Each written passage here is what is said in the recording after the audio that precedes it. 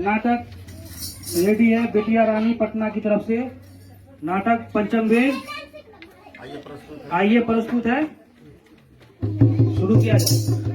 ओम नमः शिवाय, ओम नमः शिवाय, ओम नमः शिवाय, ओम नमः शिवाय, ओम नमः शिवाय, ओम नमः शिवाय।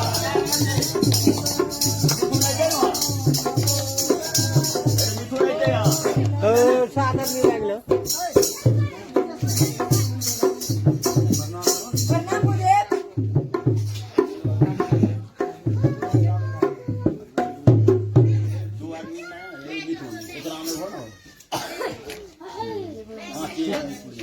फेरी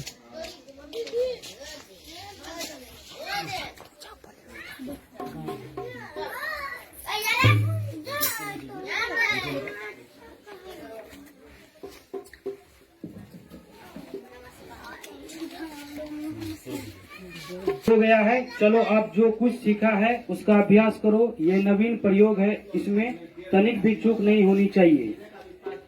इससे पहले कि 5 ऋषियों का एक दल इस परियोजना से आना हुआ।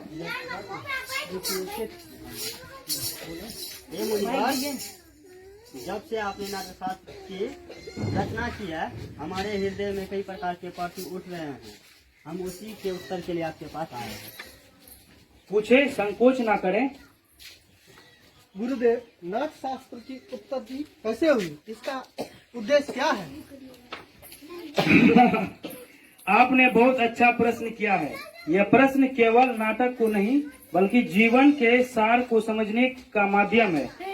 जब त्रेता युग में मनुष्य काम और लोभ से वशीभूत होकर अधर्म और संघर्ष की ओर बढ़ने लगा, तब इंद्र ने ब्रह्मा जी से प्रार्थना की कि कोई ऐसा माध्यम हो जिसमें देखना और सुनना एक साथ हो, जिससे मनुष्य धर्म, अर्थ और मोक्ष के मार्ग पर लौट सके। वेद तो ज्ञान का भंडार है, इसमें संसार का रहस्य छुपा हुआ है। वेद अपने आप की पूर्ति के लिए पर्याप्त, फिर ये नया वेद क्यों?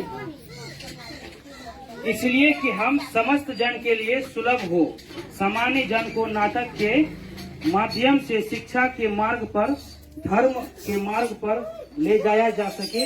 इसी मंगल उद्देश्य के साथ ब्रह्मा जी ने चारों वेदों के तत्वों को मिलाकर नाट्यवेद की रचना की है।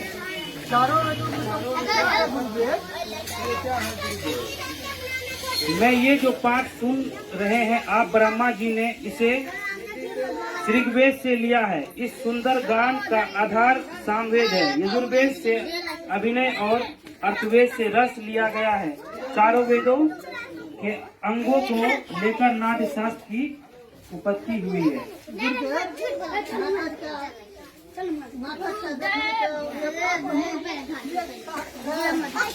नहीं, यही प्रश्न दानवों ने ब्रह्मा के सामने रखा था।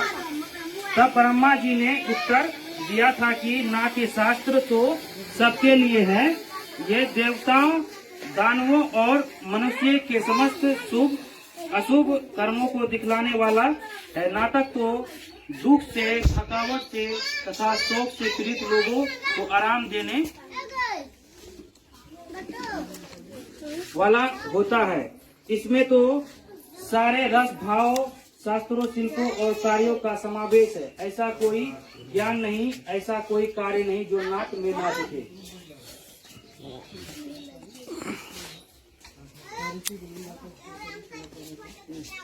नाट्य को सभी कलाओं का उद्गम कह सकते हैं या फिर कह सकते हैं सभी कलाओं का संगम। मुनिवर, नाट्य कला तो अद्भुत कला है। यह उतनी ही जरूरी है जितना जीवित रहने के लिए सांस लेना। फिर हमारे समाज में गंभीरता रूप से क्यों नहीं लेता है? कर्म की अवस्था समझना जाता है। हम तो कलाकार हैं, नीति के नियंता नहीं। कला कर्म करना हमारा धर्म है। हमारे विषय में, हमारी कला के विषय में तो नीति नियंताओं को विचार करना होगा। प्रयोग के साधन और अवसर उपलब्ध कराने होंगे। नाटक केवल कला नहीं है, ये समाज का दर्पण है। ये मानवता को सत्य के मार्ग पर ले जाने का साधन है। रंगमंच जाति, धर्म, भौगोलिक सीमाओं से परे जाकर समग्रता में मानवता की बात करता है। आज भी रंगमंच समाज में विषय परिस्थितियों को दूर कर समाज में समता का भाव लेकर आता है। यह भाव निसंदेह धरती को स्वर्ग बना सकता है।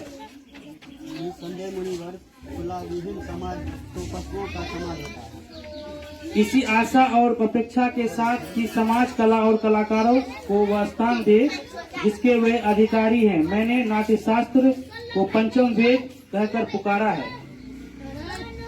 पंचम वेद समस्त वेदों का ज्ञान है।